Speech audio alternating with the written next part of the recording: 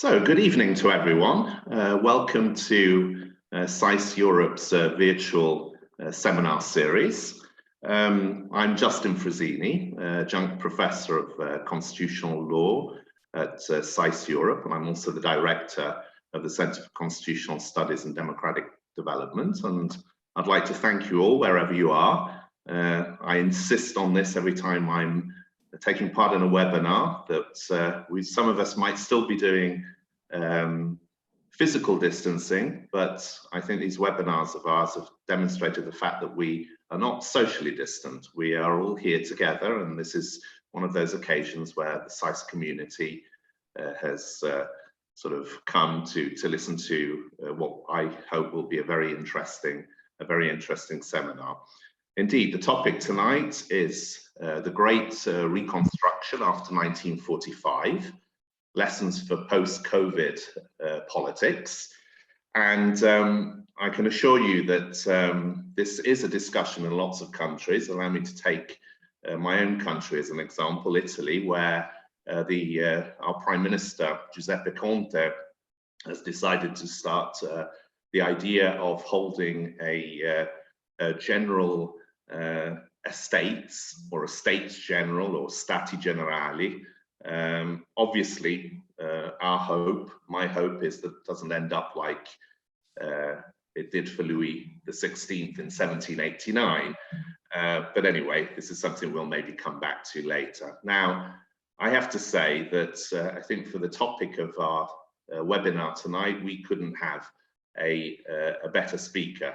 I am very pleased to have here an esteemed colleague and also a very good friend, Mark Gilbert.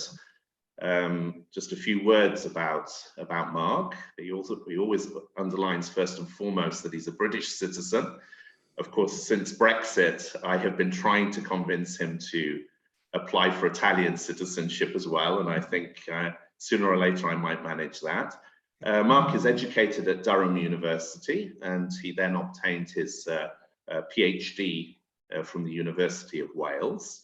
And as most of you know, he has been a resident professor of history at SAIS Europe since 2012. And the fact that he is a major figure in the field of history is the fact that in 2018, he chaired the international jury of the Kundal Prize for History, which those of you that are historians and know the field is an extremely important prize in the area of history, and Mark was the chair of that jury.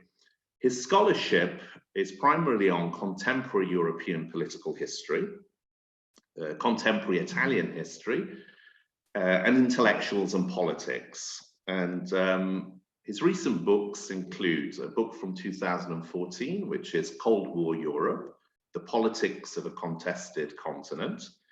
In 2016, he co-authored The World Since 1945, and this is a book that has been adopted as a textbook by universities all over the world. And among other things, they've also brought out an English edition in China.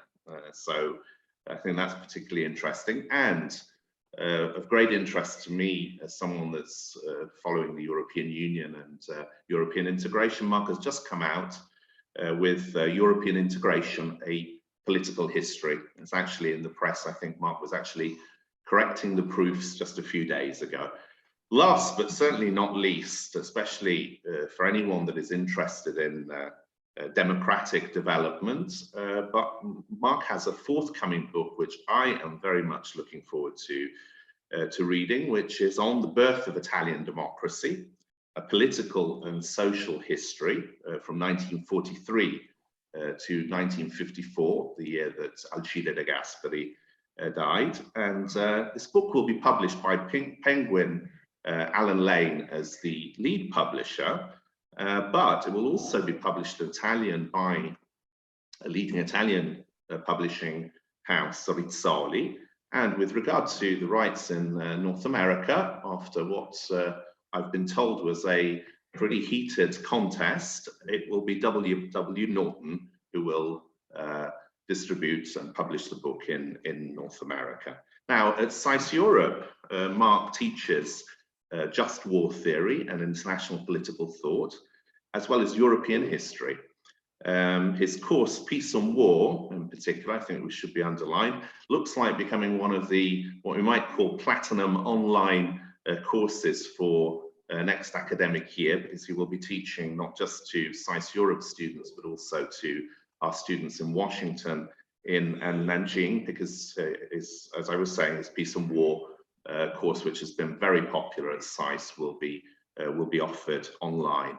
Last but not least, Mark will be involved in the Johns Hopkins At Home series with a short course on Cold War liberals.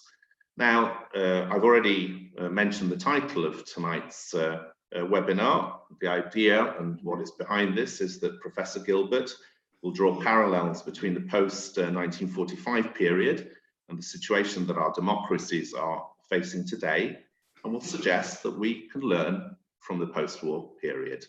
Mark, the floor is yours. If I can just say one thing to our audience, all questions should be sent through the Q&A, not through the chat, but use the Q&A. Mark will talk for 30-35 minutes, and then obviously we will open the floor to questions. Mark, the floor is yours. Thank you, Justin, for the very kind introduction, and thank you everybody for signing up to listen to this talk. I'm really glad to have this opportunity to do it. We're always exceptionally grateful for alumni support and interest, and I hope to provide you with a few ideas. I'm always glad too to talk about post-1945 political history. It's what I do, as Justin was kind enough to mention. I must admit, the new book on Italy is keeping me awake at night already, and a couple of years from now, who knows how it will be. Also glad to talk about history and its relevance. What I want to do actually today is make a historical argument about the character of the Great Reconstruction of Europe in particular, though not only Europe, after 1945, after World War II. And then towards the end, right at the end, try to make some political comments that are relevant today on the basis of what we will have learned about how Europe in particular reconstructed after 1945. I see we're registering this on YouTube. I'm also told that we're doing it on Spotify. I decided not to wrap this lecture, but I hope I'll make the lecture as clear and concise as possible, given that I've only got 30 minutes. Now, what I want to do here, just for a second, if you don't mind, is share my screen, because I prepared some slides, and I hope you will all be able to see them.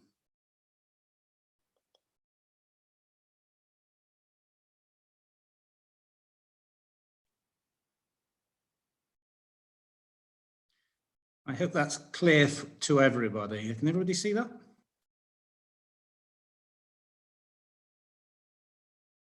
Not yet, Mark.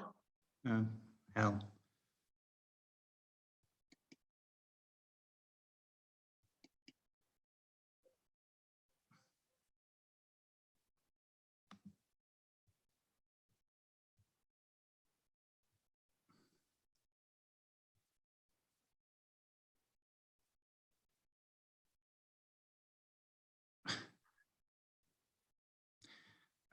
We have a slight problem, technical problem here. Wonderful. There it goes. Okay. Okay, we have it now. Brilliant. There we are. Thanks very much. Somebody no doubt did this. So, terrific. The Great Reconstruction after, lessons for post-COVID politics. I apologize for that, everybody. And what I want to do is start by making a fairly evident point, which I hope everybody will understand. There's no comparison, I think, between the tragedy that we're living through and the tragedy which took place in the 1930s. When does World War II start? 31, 37, 39? Open to doubt. But there's no comparison between the two tragedies. COVID is a natural phenomenon. The war was not. COVID has caused huge sorrow and economic dislocation and may well cause more, particularly if it diffuses itself in the developing world. But World War II is the greatest catastrophe in human history. And it's very important, I think, to keep this in mind. After 1945, post-war Europe had to be rebuilt literally. We're not talking now about making our economy respond to the challenges of the virus. We're talking about queues of people passing bricks hand to hand in order to rebuild the buildings, in order to rebuild the bridges, the railways of the continent. Moreover, we're not talking about an economic failure, an economic cost. We're not talking about 6% of GDP less. We're talking literally of the reduction of what was then the most highly developed economy in the world to the status of a subsistence economy. Look at the people in this photo and imagine doing that job 8 or 9 hours a day on 1,100 calories per day, which, to put it in perspective, is a couple of brioche and a cappuccino.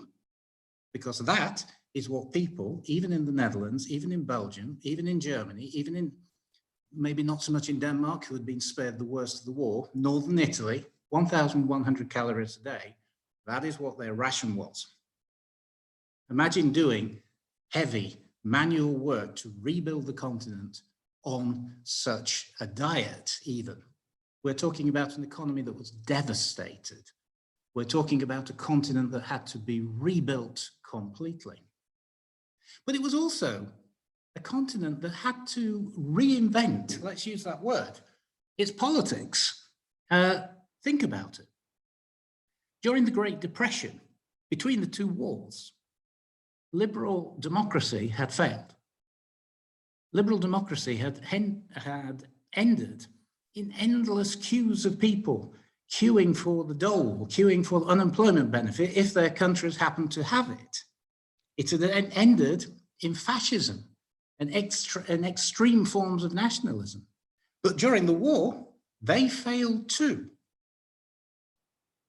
This, I think, is something which, if you read a SAIS alum, Mark Mazower, in his book Dark Continent, was at his pains to underline this. In the first half of the 20th century, ideologies failed in Europe. The 19th century liberalism finishes in the Holocaust of the First World War. The liberal democracy finishes in the grim lines of unemployed people in the 1930s during the Great Depression. And fascism, which was an answer to these catastrophic failures, finishes with the greatest catastrophe in human history. This is Europe in 1945. It's not by chance, it's called Anno Zero, Stunde Null, Year Zero.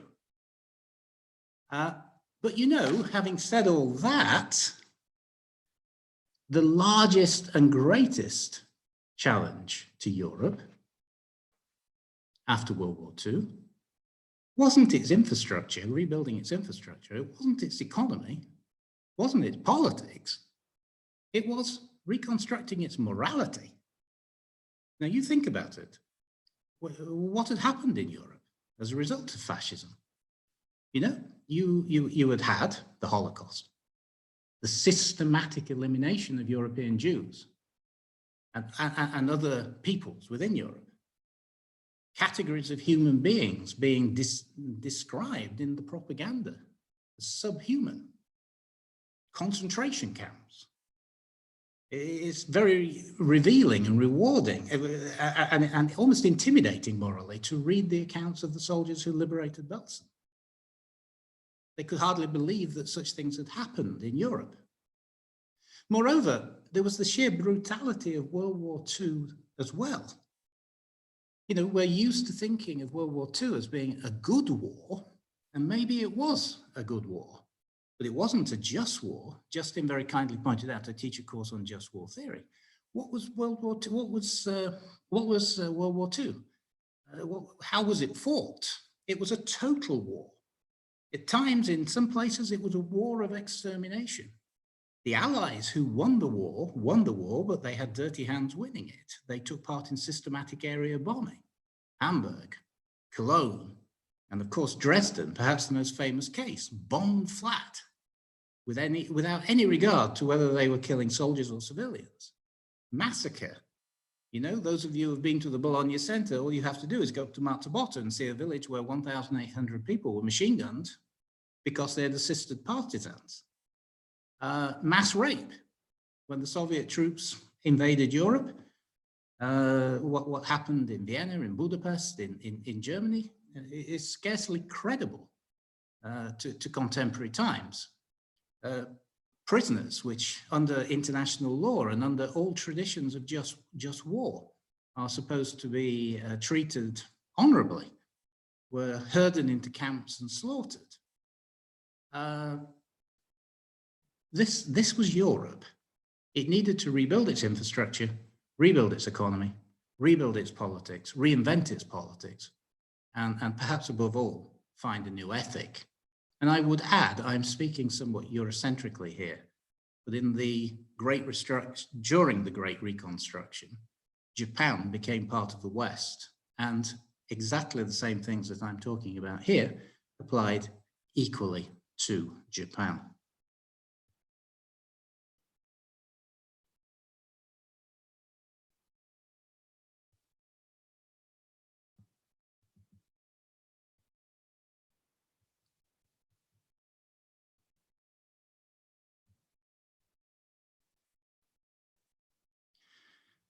Now, of course, all of this was taking place in the immediate aftermath of World War II. Europe found itself, the Great Reconstruction that I'm talking about, also takes place in the cornice, for those of you who remember your Italian, the frame formed by the Cold War. Well, what was the Cold War exactly? Let's just quickly define that. The Cold War was, in the first place, a superpower competition. The two biggest powers that were standing at the end of World War II, although in the case of the Soviet Union was practically on its knees, the two greatest powers standing were the United States and the Soviet Union. And in some ways, you can define the Cold War as being a struggle between these two superpowers for their relative spheres of influence. Certainly, in the case of the United States made absolutely sure that Japan was in its sphere of interest already by the fall of 1945. And in the case of the Soviet Union, it made very sure that Eastern Europe was solidly in the hands of communist parties or parties that were sympathetic to the Soviet Union. Very quickly within 1945 and 1946. There is a struggle straight away for spheres of interest which lead to an outbreak of what we subsequently call the Cold War. Cold War is also a matter of geopolitical rivalry. I mean, I think we can go back to elementary ideas of geopolitics to see what the problem is. It's a struggle between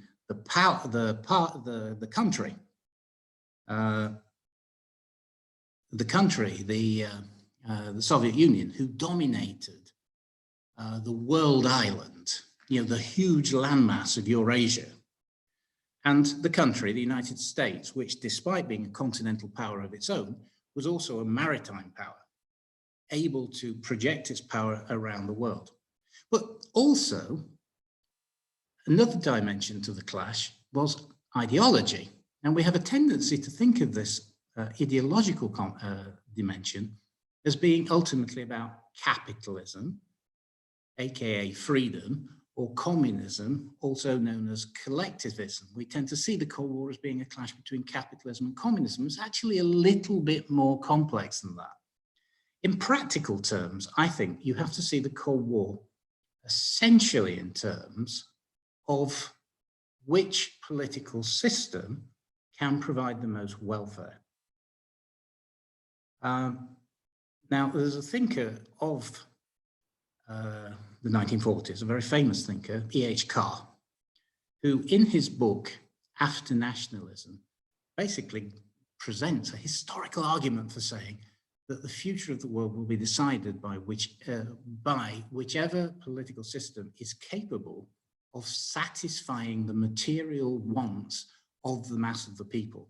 Politics is no longer about kings and queens, about the aristocracy. It's not even about the bourgeoisie anymore. It's ultimately about the masses. The masses have been nationalized, and the political system that wins will be the system which satisfies the wants of the masses. Now, Carr was wrong in thinking, because he thought the Soviet Union would prove the best at doing this. But I think he was right about what the standard was.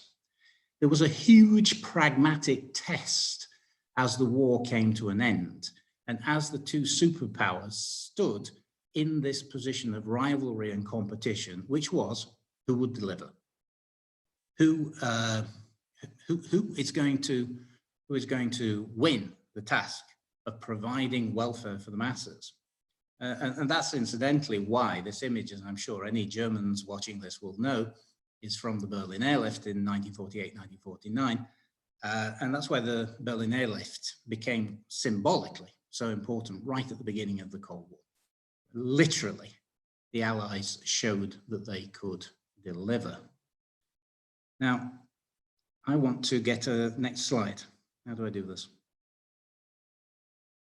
Okay, thanks, Suzanne. Now, look, cutting to the chase as fast as humanly possible, this competition I'm talking about is emphatically won by the West. And I would add Japan to the West. And here you can see a bullet train, Tokyo, Japan on the right. You can see mass-produced Volkswagen Beetles on the left. How did Western Europe win this contest to provide welfare?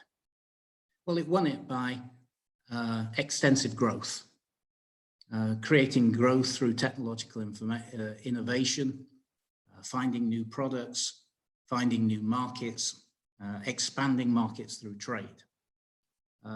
Countries within Europe traded more freely and traded also with the United States. They specialized where they had comparative advantage. There was massive spending on infrastructure. They created a mixed economy.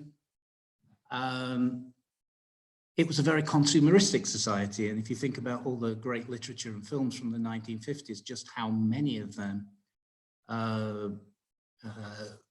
in some ways condemn the emphasis on consumption of the new society that was emerging. It was a society which prized diversity. The great Polish intellectual Czesław Miłosz, when he came to the West, I mean, when he writes this comparison with the society that he saw being constructed in the Soviet bloc, and compared to the West, he said the first thing that strikes you is that people are different. They control how they look.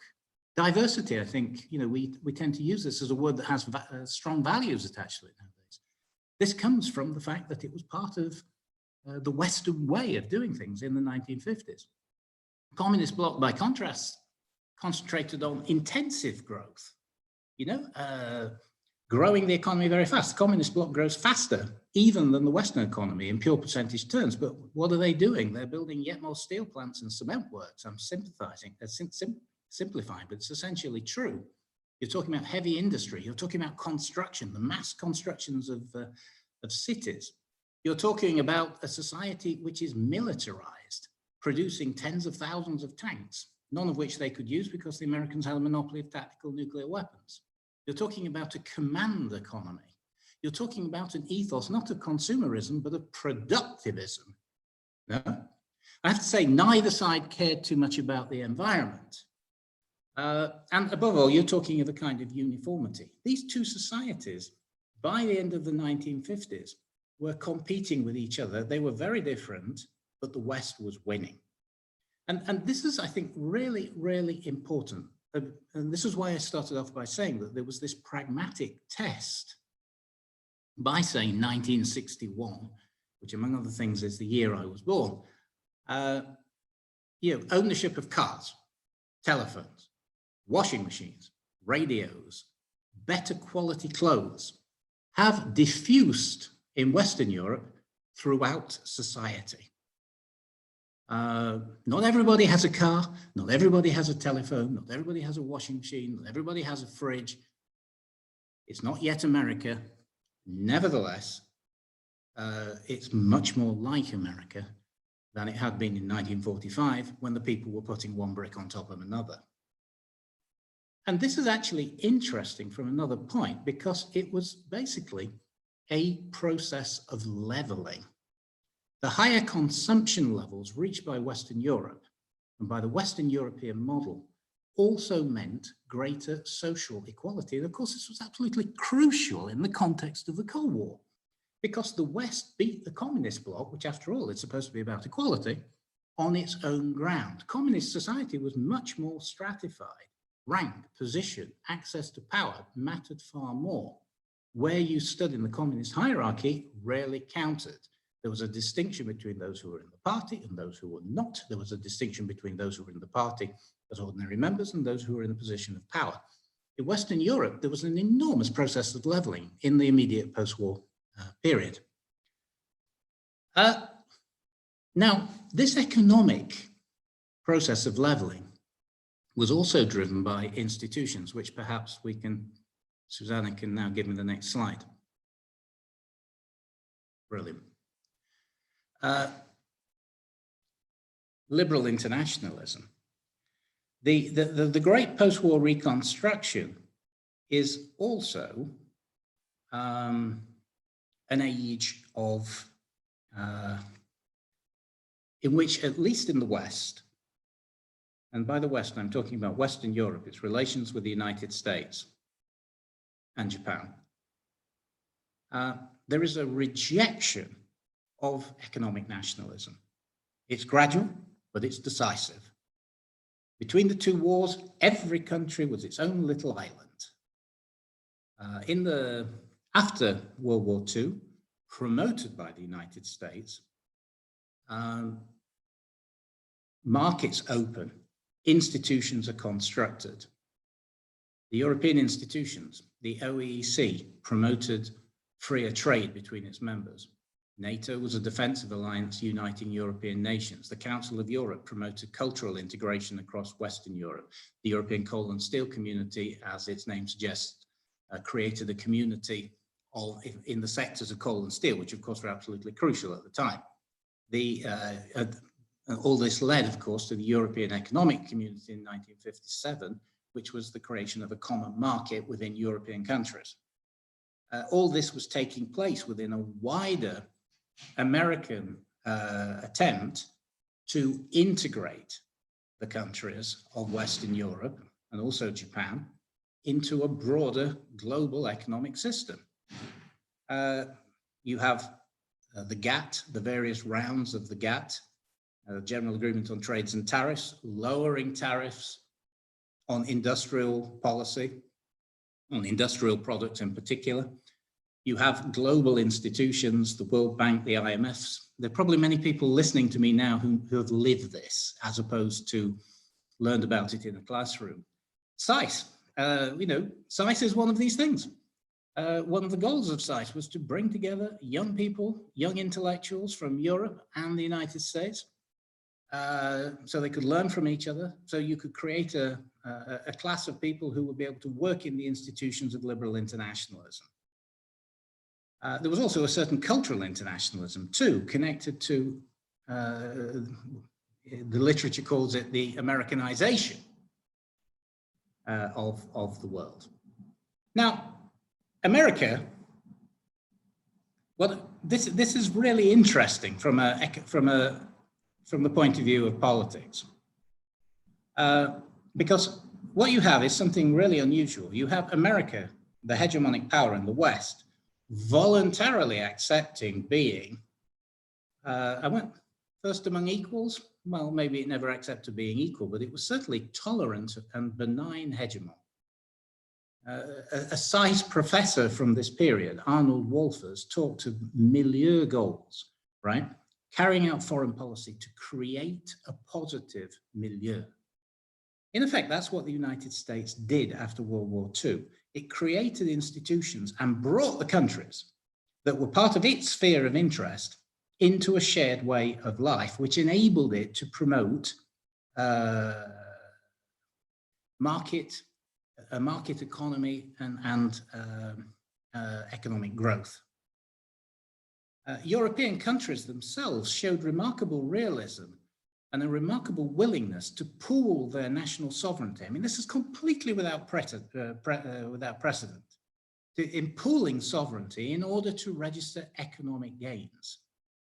They too put milieu goals first rather than, say, possession goals. They're not fighting for their immediate interest. They're thinking in the long run, what is the best thing for us to do?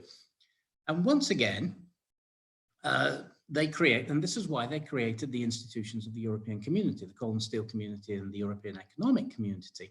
Now, one of the interesting things about all this, however, this institutionalization of liberal international ideas, is that this too brings a greater equality. This is a thing which I think is very often ignored when people study European Community.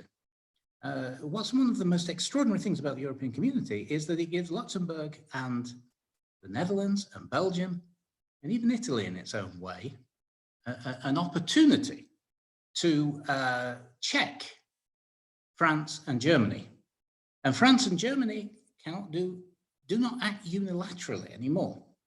I think this is one of the things that Britain, and we've seen it with Brexit, has always found hard to accept. Well, in Western Europe, in the immediate post-war period, the overwhelming desire to bring about greater welfare led these countries to realize we can't go on as we did between the two wars. We have got to create a milieu which leads to prosperity, which leads to greater welfare. Now,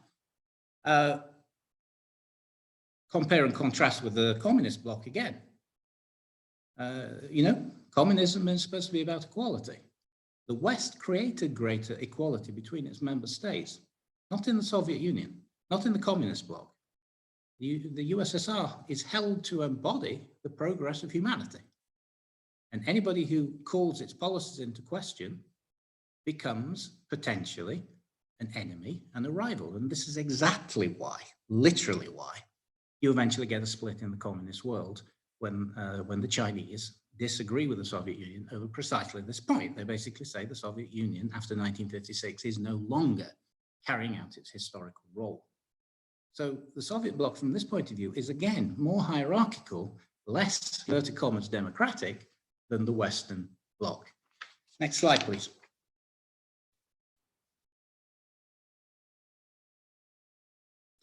Now, this leads me, and I'm carrying on with this notion of equality. This leads me to a truly important point that I think we tend to forget about the Great Reconstruction. And that is, quite simply, that the Great Reconstruction is the first time that Europe has ever been democratic, right? We have a strange idea that Europe is the home to democracy. Well, this is not true. The countries that were having to rebuild after 1945, France had just come out of the experience of Vichy. Germany had just obviously been, was leaving the experience of the Hitlerite regime. Italy had been fascist. Most of the countries of Europe had experimented with fascism in one way or another. Central and Eastern Europe, partial exception, if you like, for the Czechoslovakia, had not been democratic at all between the wars, and had certainly not been democratic before then. Even countries like Great Britain, it was only in 1930 women got the vote. Women were voting for the first time after 1945. European nations, West European nations, become democracies for the first time after 1945. I think it's really important to underline this, but the fact that people are being treated equally as political citizens, i.e. they can go to vote, all of them, is in itself a massive step towards greater egalitarianism within society.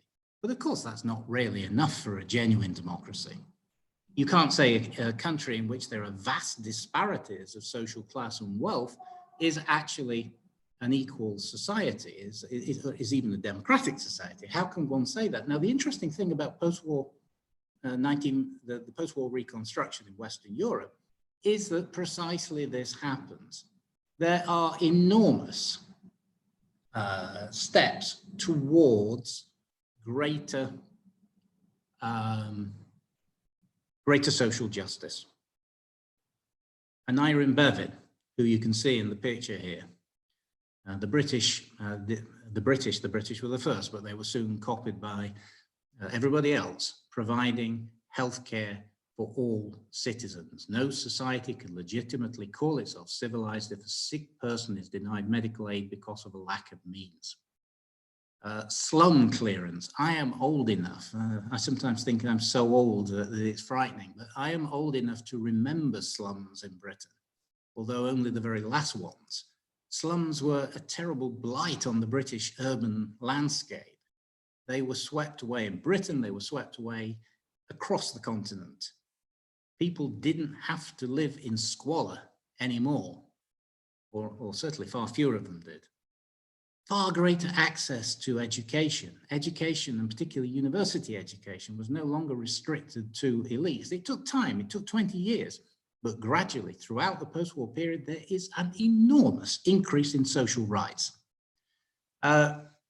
Social rights, and also just simply the quality of life, public squalor and private affluence. That's what John Kenneth Galbraith described as the state of the United States when he was writing in 1959. By 1959, that was not the case in Europe. Social policy had been directed at giving the poor a better standard of living. Moreover, this was constitutionally mandated. Professor Frazzini is 50 times more expert than me on this, but you think of the German constitution with its insistence on the human dignity. Most European constitutions in the post-war world insist on this notion that human beings have a certain dignity, which means they have certain social rights as well as political rights. Italy. Why is Italy's first article of the Italian constitution? L'Italia è una repubblica fondata sul lavoro, founded on work. People have to be able to work if they're going to have human dignity, if they're going to be equal citizens in society. It's a goal of public policy. In fact, and here you could get me on this subject, I can talk about this subject for ages, the birth of human rights discourse, which is absolutely crucial for us nowadays. Human rights discourse is born in the post-war debates. And one of the interesting things about this is that it brings our societies together, because in the context of the Cold War, in which Europeans are really not like the United States, even though they're on the United States side and are benefiting from the United States far-sighted policies, and they're certainly not communists, Europeans find in these policies of social justice a way of doing something which hitherto had been quite impossible, which is to unite, or at least find common ground, between Catholics, liberals, and social democrats, and socialists, or democratic socialists. You can call this, if you like, Cold War liberalism, and I do, and I will, in future publications. Susanna, thank you. Now, last but not least, when we're talking about the Great Reconstruction in Europe, we have to look at decolonization. Now, when the war came to an end, the countries of Europe, the very poor countries of Europe, possessed, and possessed is a terrible word to use, but it's the truth, very large parts of the rest of the world, and you can see it here in this map.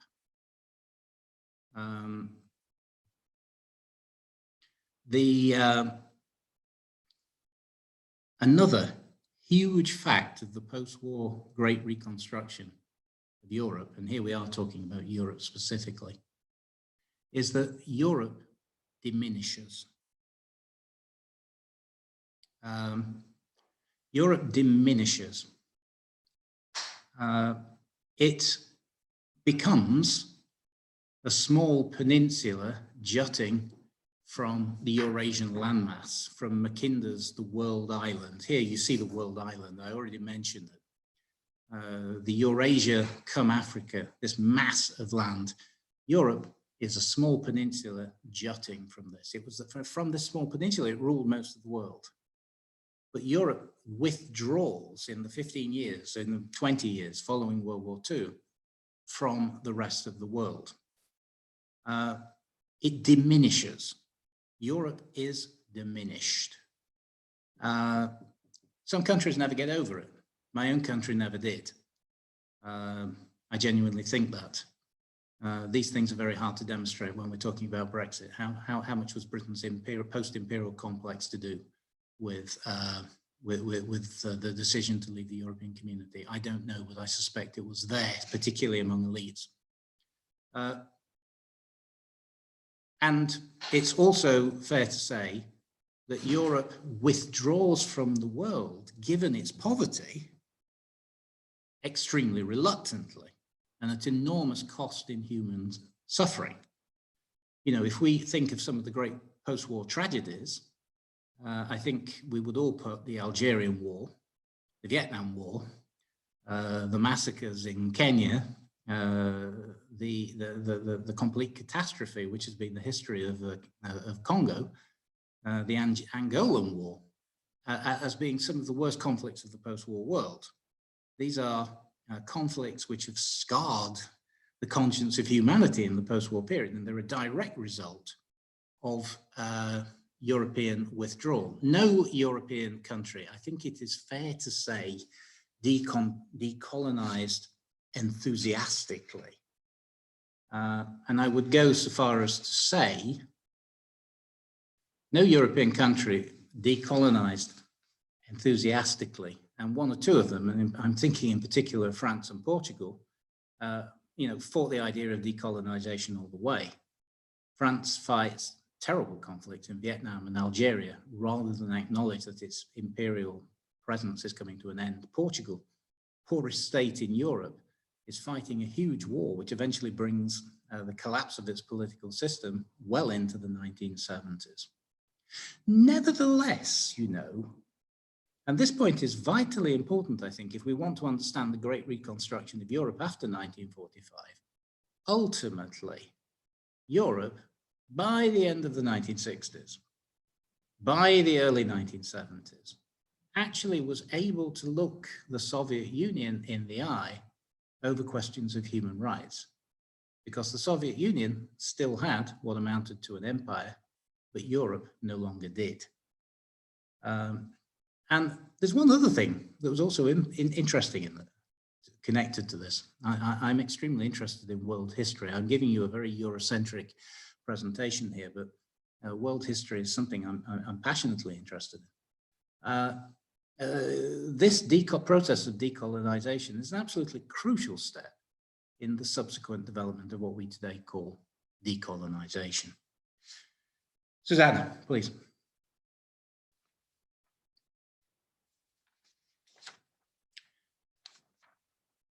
Right, now, okay. So what have I been arguing, and indeed I'm extraordinarily really keeping to my timetable. I'm only going to be about 5 minutes overdue. I apologize for that. But what are the lessons for all this? Well, what has this lecture been arguing?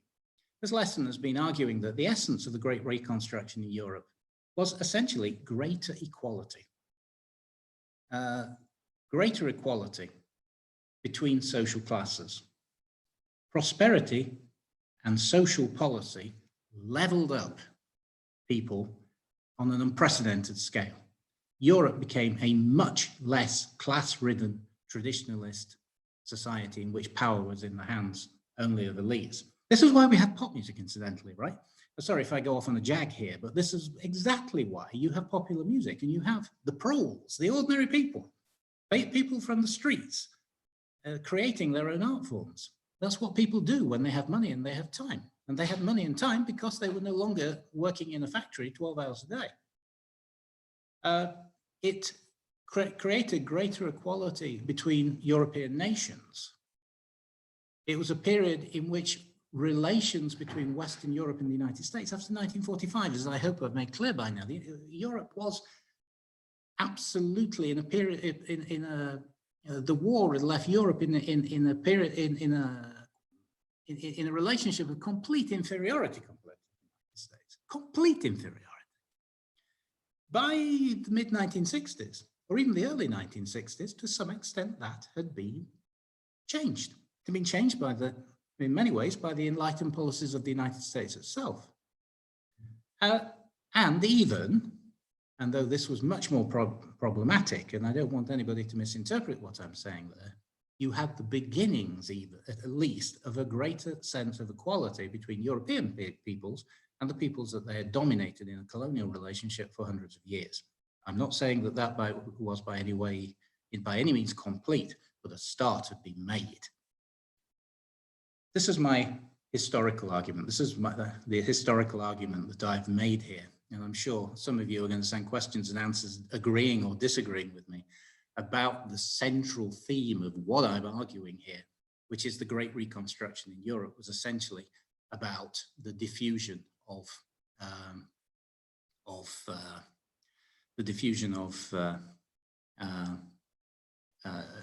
a wider egalitarianism.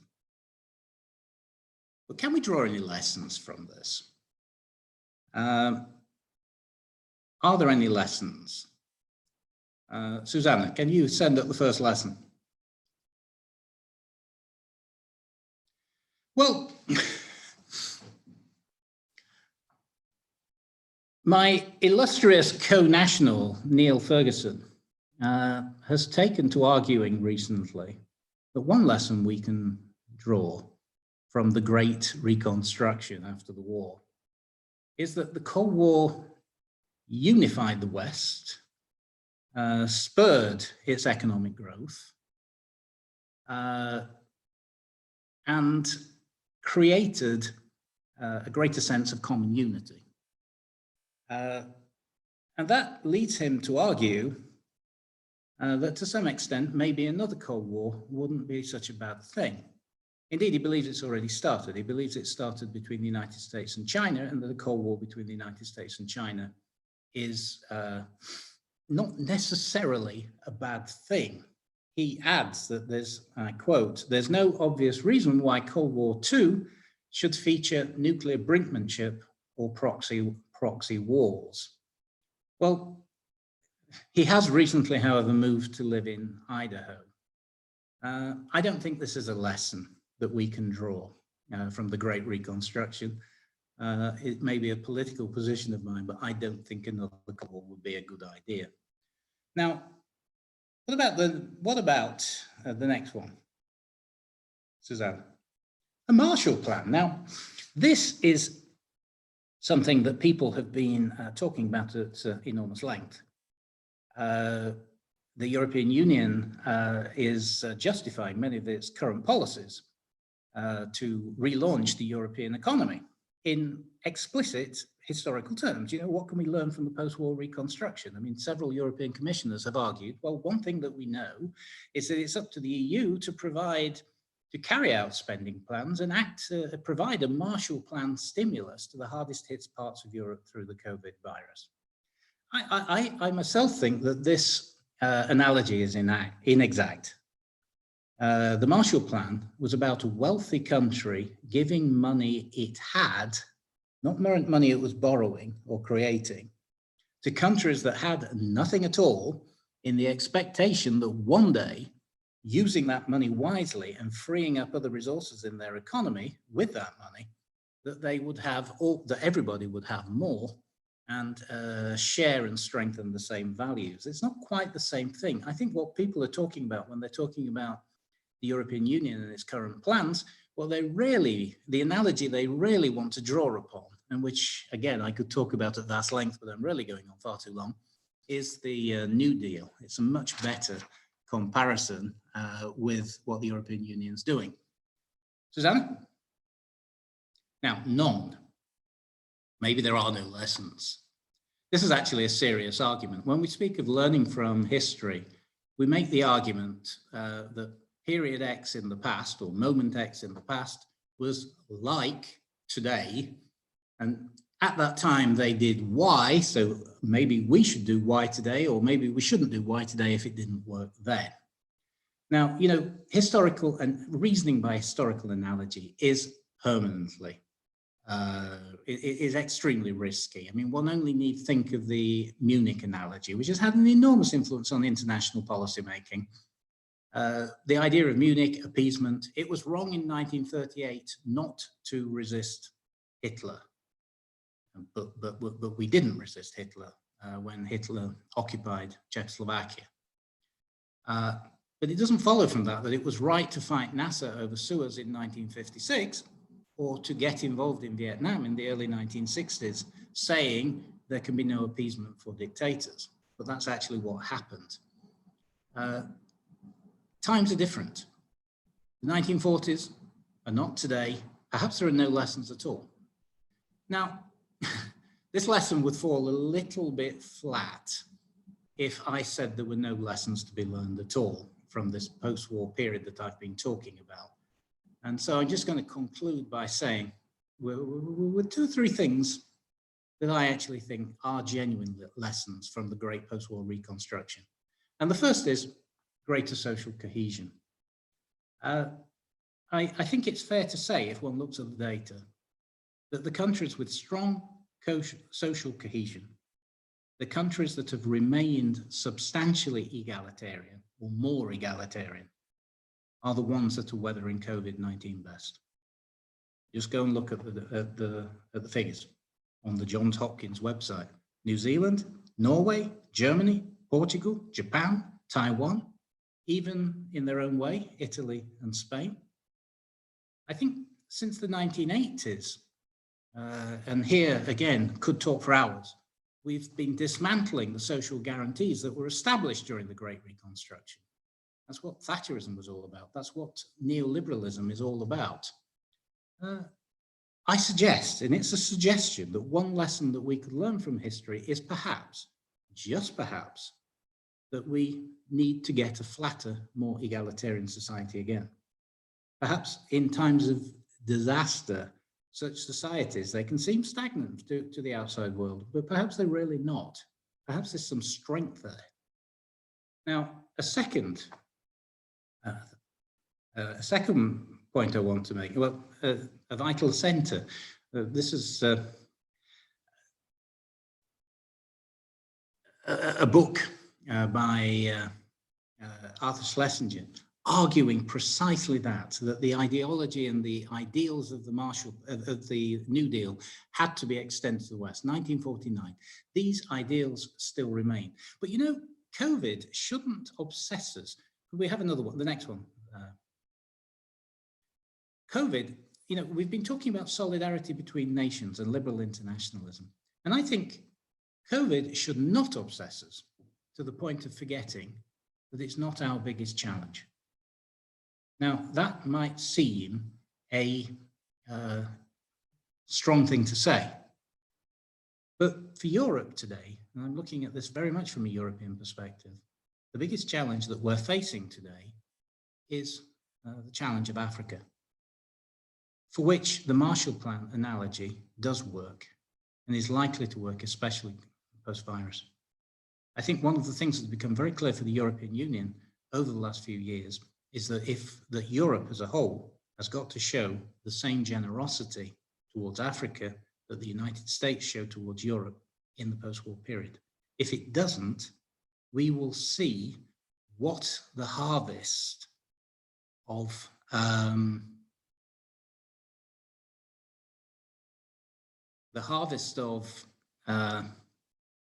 self-interest can be.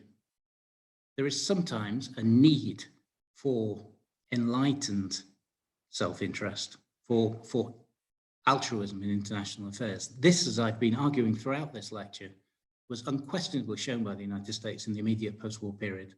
And it is something, and to some extent by the European nations themselves, incidentally, in their relations among themselves and in their relations with the rest of the world. Well, the time has come to finish the job begun by colonialism.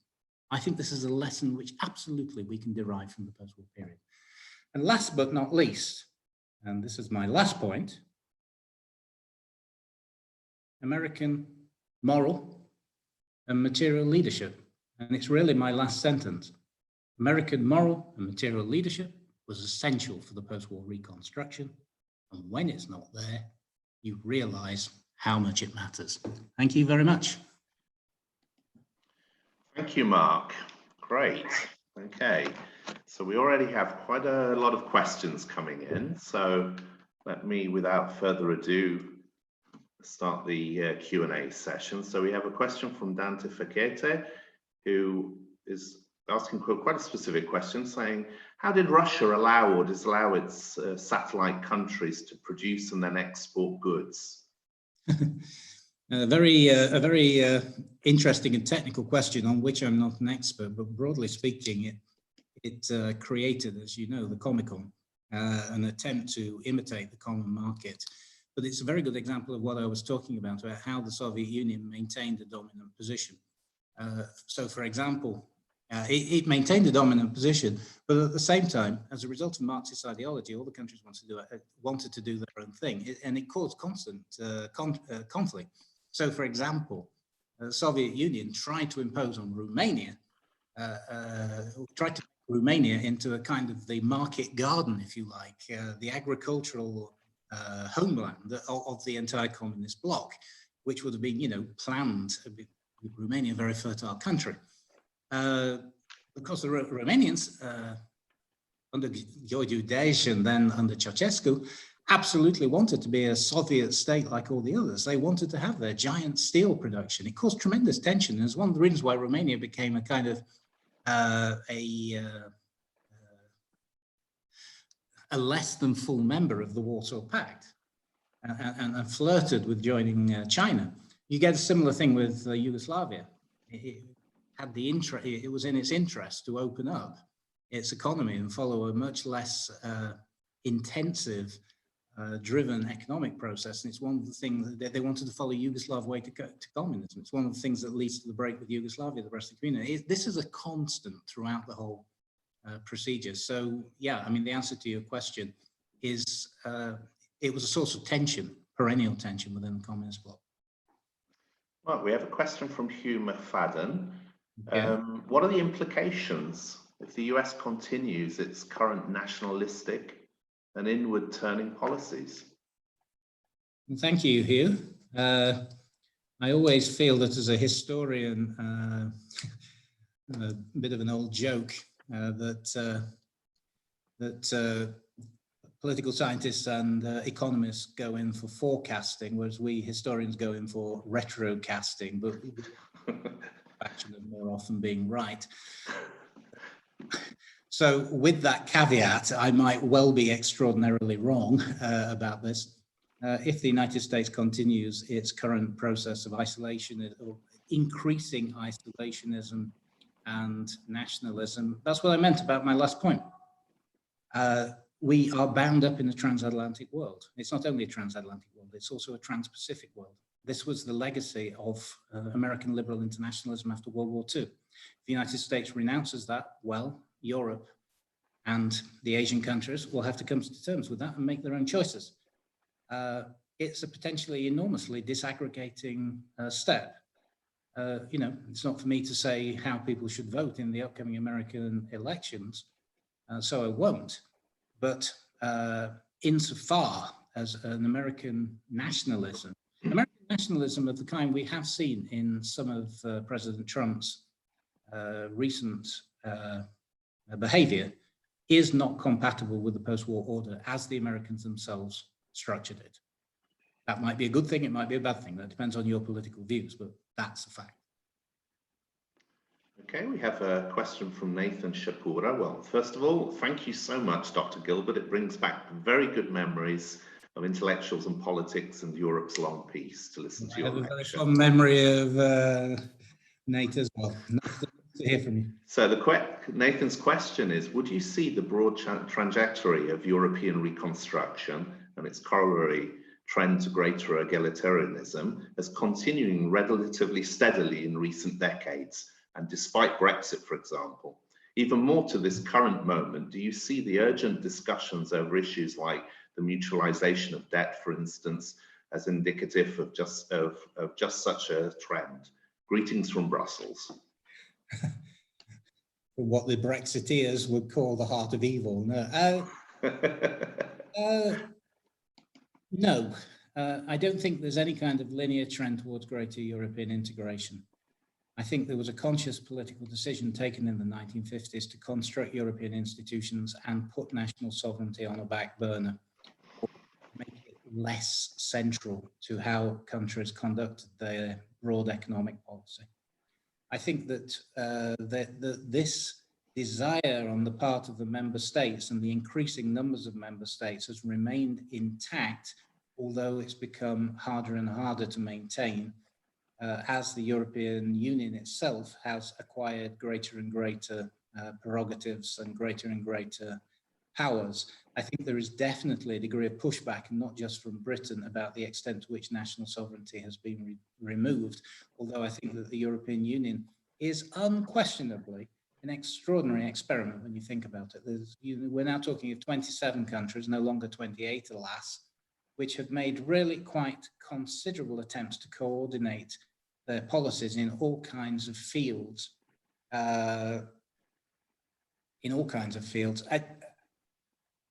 even at some cost in national sovereignty. Now, whether you can continue with this is another question. Whether, here you have the great question, the question posed by, the great man, Charles de Gaulle. Charles de Gaulle argued, you will never deal with the really big issues of national sovereignty that affect national sovereignty at a European level unless you get the heads of government sitting around a table. The question is, will we be able to deal with those really big issues? Will Europe be able to have an independent foreign policy response to the American nationalism that he was talking about? Will Europe be able to have a genuine foreign policy response towards the need for a Marshall Plan for Africa that I was talking about?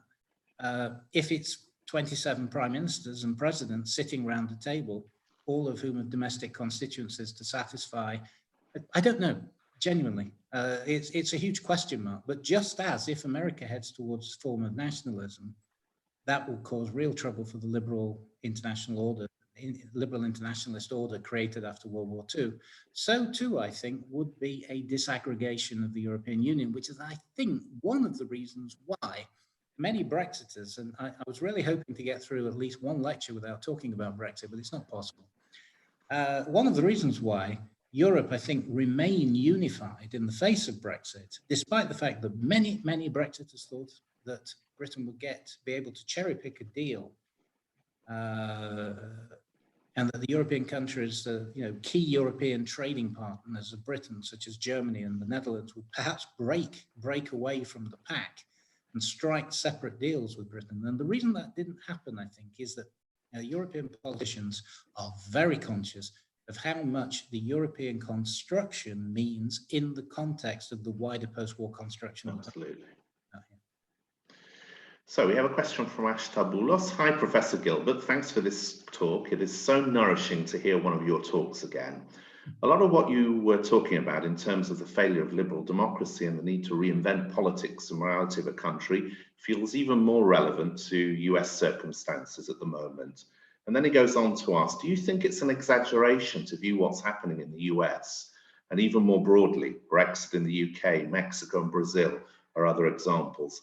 At the moment, is a failure of liberal democracy? Thanks, Ashtar. It's nice to hear from you too. It's really great to see some former students, or to see, or at any rate to hear your voices. A failure of liberal democracy. I don't think you can put Brexit on the same plane as the other countries that you're talking about. I think Great Britain, for all kinds of very deep-seated constitutional and historical reasons, which Professor Frazzini and I have actually talked about in a recent article published in the Journal of European Public Policy, is not such a failure of liberal democracy as an assertion of British national identity. Now, it may be an anachronistic, traditionalist and outdated form of British national identity, but I don't think you can say it's undemocratic. The other countries you're talking about, certainly in the context of what I've been describing as how I define democracy, I think you can say that. I mean, places like Brazil and some of the populist states that we're seeing around the world, I mean, there's no argument. I mean, they more or less openly argue it. I mean, one only needs to think of Hungary or indeed Brazil itself, which you just cited. But I think rather more worryingly, also the United States. You know, again, I don't want to make political comments, but the fact that millions of people should have to say, for example, Black Lives Matter. Well, you know, in a democracy, all citizens' lives should matter equally for the state. And if millions of people think that they don't, then that country does have a problem. And I'm sorry if I'm speaking very frankly. This is, anybody who knows me knows that I'm the last person, quite absolutely the last person, to make criticisms lightly of the United States. I have great love and admiration for the United States, and working for American institutions has been very important in my own life. But there is clearly a problem. And I think, yeah, let's just say it's a warning light on the dashboard for American democracy. I think you have to say that. Okay, the questions are coming in fast. John Pettibone, that lecture was fantastic. I especially appreciated the conclusion that American leadership is essential to overcoming COVID, just like during Reconstruction. How do you envisage America should lead today?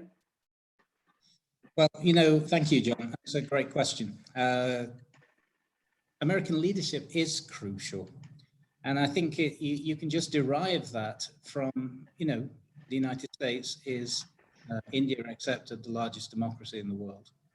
The United States is economically the largest democracy in the world. The United States is the largest importer of other democracies' products in the world. The United States is a country with a constitution which establishes the notion of human rights and which stands for human rights. Perhaps doesn't, its foreign policy is not always practiced a policy based on human rights, but there's no doubt that the United States is equated in the minds of millions of people all over the world with this notion. If the United States is not taking the lead, then the rest of the other countries are really going to have to think very hard about how they conduct their own foreign policy in future, because these are issues that are not going to go away. And I think it is fair to say, and not a political point, and I absolutely refuse to make political points here, but I think it is in front of all of us that the United States is no longer leading, inverted commas, the West, which the West, or the liberal internationalist world order, which, as I've said on several occasions already, was created by the United States. Not only the United States, and it took a particular form in Europe, as I've been arguing, a much more socially just, social justice oriented form. But nevertheless, the liberal international order is very significantly and largely an American construction, and this is a risk now. I think one has to say that. Okay, Mark, we have a question from Yunnan Chen.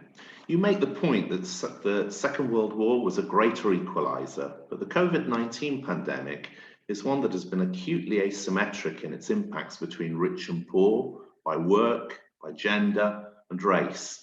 How do we create greater social cohesion in societies that are more unequal and now increasingly divided by political and informational polarization, which I think is very interesting? Thank you. I think that's a brilliant question. Actually, you've expressed better than I did myself exactly the point I was trying to create. I was trying to underline. World War II, the inequalities were gigantic across Europe and between Europe and the rest of the world that it held as as colonies, between the United States and Europe, between all those countries and the communist bloc. The inequalities of the different countries and the gap between rich and poor, even within the Western world, was enormous. And as I argued in this lecture, one of the most decisive things about the post-war reconstruction is that these enormous differences in wealth, power, and privilege in Western societies diminish. And also that there is a diminishing in the, at any rate in theory, in the difference, you know, European countries.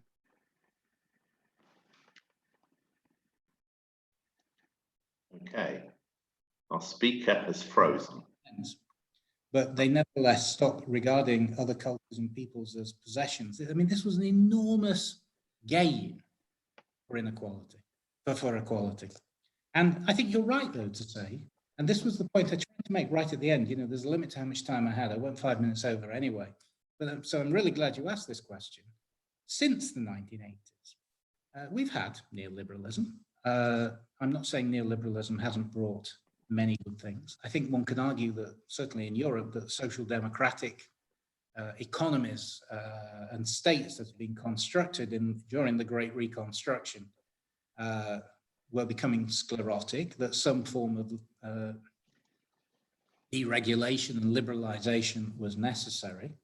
And this process of deregulation and liberalization has proceeded more in the Anglo-Saxon, inverted commas, 17 times countries, the United States and Britain in particular. And I think the COVID virus has kind of exposed some of the weaknesses of that. I mean, I can't remember which economist that is who said that, you know, when the tide goes out, you see who's swimming naked. And to some extent, this has been proved to be true. Whereas countries which have maintained strong welfare states, have maintained a powerful social element of social justice in their states, such as the ones I mentioned, and by no means all European states, incidentally. And I think this is part of, to some extent, Asian economic development too. They've done better. I don't think you can get away from that. And I think it is a lesson. Is that something, therefore, do we need to make the pendulum go a little way back? Do we need to create, in some neoliberal societies, a greater sense of community, a greater sense of a state which is actively redistributing wealth and looking to create greater equality of opportunity? I think that is a possible lesson. It's also, as you can probably tell, a lesson that I'm politically sympathetic to, but I actually think the experience of COVID does indicate that perhaps we need to take that into account. Okay, we have a question from Cecilia Panella. Oh, hello, right. Professor Gilbert. To what extent did the massive democratic shift of World War I and World War II affect the increased equality, social cohesion measures we saw in the Reconstruction era? Thank you. Justin, I didn't hear. Yeah, didn't you hear me? No, we had a block on the line.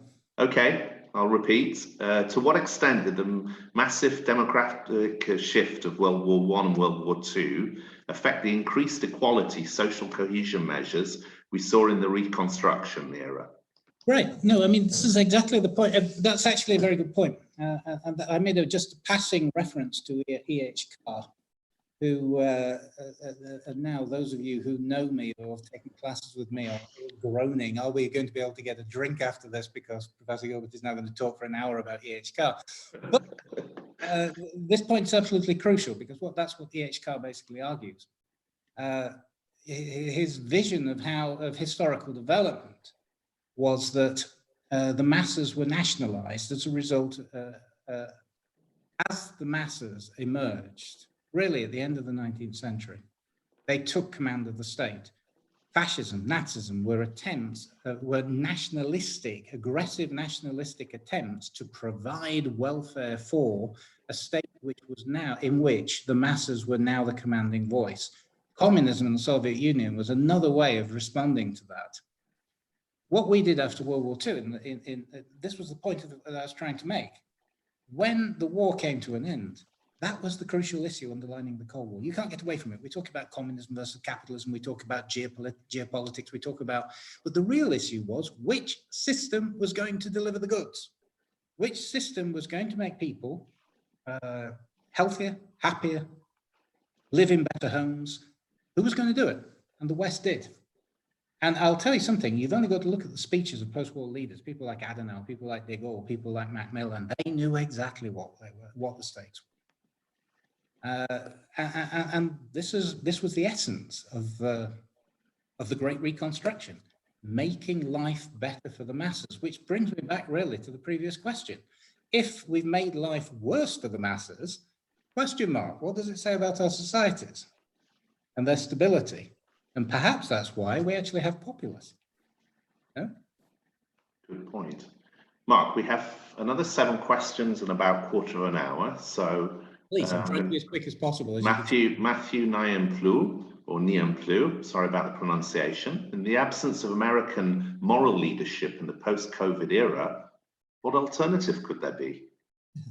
Thank you, Matthew. Answers on a postcard, please. I think you have to say the European Union, if it can ever get its mind around having a collective and hard-headed and realistic and at the same time altruistic policy towards Africa, could be one way it could emerge as a moral force for the world. There's been a lot of talk over the last 20 years about the European Union becoming an empire of values, a normative power. Well, you know, normative power really doesn't cut it. You've got to go further than that. You've got to have proper diplomats. You've got to have military force. You've got to have a willingness to spend money. You've got to have a willingness to protect both power and influence outside your borders. The EU doesn't have that now. The United States had it after World War II. It still has it today. Will the EU be able to step up to the plate? No idea. China, you know, this was one of the reasons why I find the notion that we're going to have some sort of Cold War, and isn't that wonderful, because it will unite the West again, to be completely ludicrous, frankly. I'm quite sure that China has legitimate interests as a great power. It's also shown that it is willing to cooperate with the institutions of liberal internationalism. I hope we can encourage that. This is not something I'm an expert on. I'm a bit reluctant to talk about it. But one thing is certain, I think, is that international politics, like nature, abhors a vacuum. And if the United States relinquishes its position of leadership, absolutely, then others will take it. Yeah. Interesting question from Hani Abdullali. Why do you think that COVID-19 would spark European altruism towards Africa when it has neglected to address its overall failures post-colonialism? No, I think you slightly misunderstood me there. Good question, but I went out my way to say that we have neglected, I think, the need for a much broader and much more altruistic policy by Europe towards Europe has got there's simply no way Europe can either remain as a fortress Europe, or else also equally Europe cannot become a residence of last resort for tens of millions of desperate people. Europe simply has to reduce the amount of desperation in Africa. And what I said was not so much that COVID, I think we mustn't become distracted by COVID. My point was that COVID is enormous, and it's obviously at the height of everybody's public policy priorities. Hence, you know, a historian like me is linking up what is basically a history lecture to the current crisis on COVID. But if you look at European politics today, in broader terms, in broader geopolitical terms, if you like, its crucial questions that it has to deal with are its relations with the great continent and the peoples to its south. I'm just waiting for a European politician of vision to elaborate a policy which makes relations with Africa absolutely central for the European Union. I hope we'll see one. I have a sort of sneaking Gaullism in my makeup, and I can assure you, if the great man were alive today, that's a phrase that no historian should use, but I genuinely believe this, he would understand this issue immediately, because it's a profound question of identity. What kind of Europe do we want to be? Do we want to really close our borders and close our hearts to 1 billion people, many of whom are thriving and growing, but many of whom are suffering terribly from climate change, from political corruption, from civil war? I hope not, frankly. Okay, Mark. Phil Lovegren apologizes for the forecasting question, but he said, would you be able to take some of the lessons you've just summarized and comment on what might be the implications for the current crop of populist nationalist leaders? Hello, Phil. Thank you. Phil, I should say to anybody, to the rest of you, was a member of a class I used to teach on the end of European imperialism and a very valued member of it. Yeah, I mean, this is, I think, one of the reasons why populism is emerging. The populism that we're seeing now is actually quite interesting. It's a reaction against current trends, against the growth of political power and the reduction of sovereignty of nation states. That's why they're called sovereignists, because even the populists know that if you start saying we're nationalists, you're going nowhere in Europe. I mean, one or two countries aside, nobody likes nationalists, but you can call yourself sovereignist because you're worried about the tendency towards a greater concentration of powers in the European Union. But you're also worried, and one of the reasons for populism in Europe is that you're also worried by the fact that Europe has become a little peninsula jutting out of Eurasia. It's no longer, it's increasingly at odds with its most powerful ally, the United States. It's got to deal with gigantic problems, such as the African question.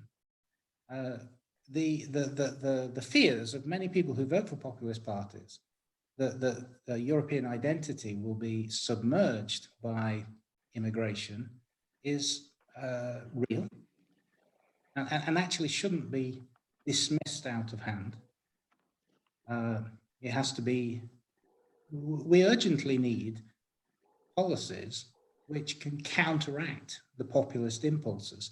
And I think actually it's actually quite significant that in most countries, the populists, and it speaks volumes to the European attachment to many of its values, which it created after World War II, that the populists seem to hit a brick wall when they reach 20% or so. No? We've not had a populist party emerge that's able so far, well, maybe Marine Le Pen, but so far we've not had a populist party that's able to completely overthrow this Catholic, liberal, social democratic socialist center and its values that I've been talking about in this lecture. But, you know, it's obviously disturbing when even 15–20% of wealthy European democracies should be taking these very narrow nationalistic positions. You know, I think every effort must be made to deal with these, with the sources of these movements' power. Okay, basically we've got 6 questions, 6 minutes. So 2 quick ones. Dominique Mack, what does the COVID crisis mean for the developing world? And then Tommaso Milani, could you please elaborate on the notion of Cold War liberalism? This could take hours, I think, but anyway, Mark. Right, right. Developing world. Dominique was also in the European end of European imperialism course. Nice to hear from you, Dominique. Tommaso is a former student of mine at the University of Trento. It's really nice to see questions being asked by people. So, developing world. I don't know. I'm not an epidemiologist, but I think we've only got to look at the Johns Hopkins website. It's rapidly becoming an issue which is going to dominate is going to be dominated by countries in the developing world. The countries which are in which the virus is diffusing itself most rapidly are Brazil, Mexico, Peru, Chile, India, Pakistan, Bangladesh. These are the most populous societies, popular, numerous societies of the world. I mean, one of the great things that have absolutely dominated world politics, I think. If you think about world politics since 1980, there's been 2 gigantic developments which historians will have to write about in the future. They've absolutely conditioned everything else. The first is globalization and the growth of wealth outside of the transatlantic link. And the other one is the enormous expansion of the population of the less developed world. No? If you go back to 1980, the most populous countries in the world, the biggest cities in the world, are mostly in the developed world. I mean, okay, China and India aside, they've always been the 2 biggest. But now, Indonesia, Nigeria, Bangladesh, Pakistan, Brazil, these are the giant societies of the future.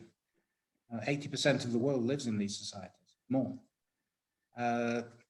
And I don't know. I'm sure there are plenty of people in the audience who will be able to say how well they will be able to cope with the challenges of the virus when advanced Western industrial economies have struggled to do so. Cold War liberalism. Thank you, Tommaso.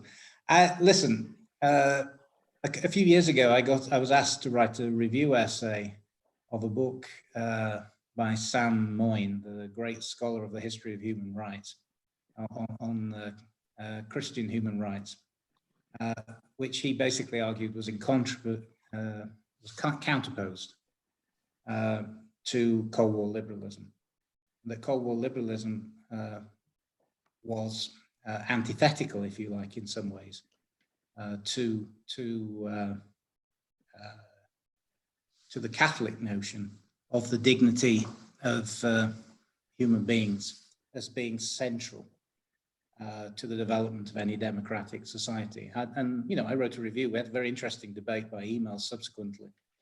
I disagreed with this completely because I think that Cold War liberalism is a word that we can use to define a broad spectrum of political opinions which to some extent formed a common ground, although they disagreed on all kinds of things between Catholics, democratic socialists, and liberals.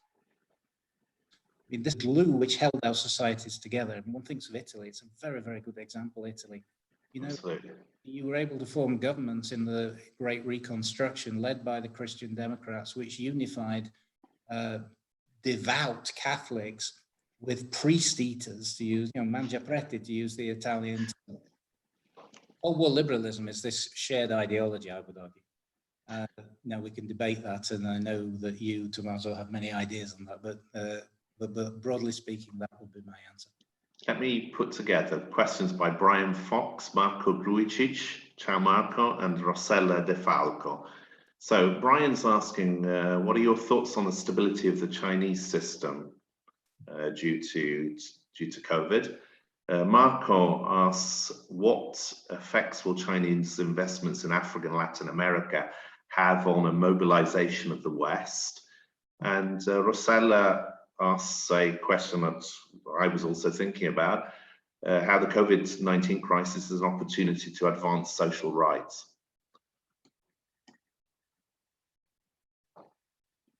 Right.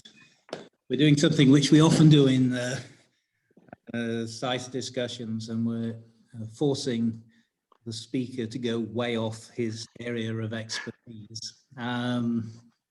Truthfully, I'm not enough of an expert on China to answer these questions, except to say it links a little bit to what I was talking about before, about why it would be completely stupid to get in some sort of Cold War relationship with China, because although China is, I'm sure, investing in other parts of the world out of its own self-interest, that doesn't mean that its own self-interest can't be enlightened and can't be something that everybody can benefit from. That's my opinion, but that's a political opinion. I have no idea whether that's a view that real experts would agree with.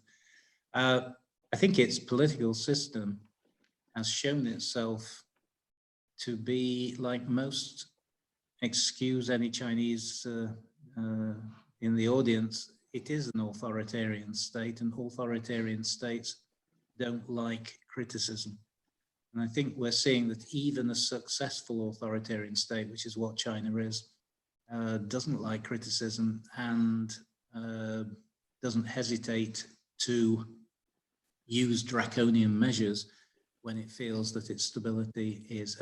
Authoritarian states inevitably put a very high premium on stability. And I think in the COVID virus, they were presumably afraid that the diffusion of the virus could cause instability, and it's kind of similar to what's happening in Hong Kong to that extent. COVID-19, social rights, Rossella, I don't know, I really hope so. Okay, and I think on that positive note, Mark, I agree with you, I hope so too. I really would like to thank all of those that have taken part in this, this webinar. It was great to see lots of familiar names of alumni and students that we've had over the years. And I really would like to thank Mark Gilbert for a wonderful webinar. It's been a great conversation with all of our alumni and all the participants. And basically, ci vediamo alla prossima. Thank you all very much. Bye-bye. Auguri to everybody. Thank you very much.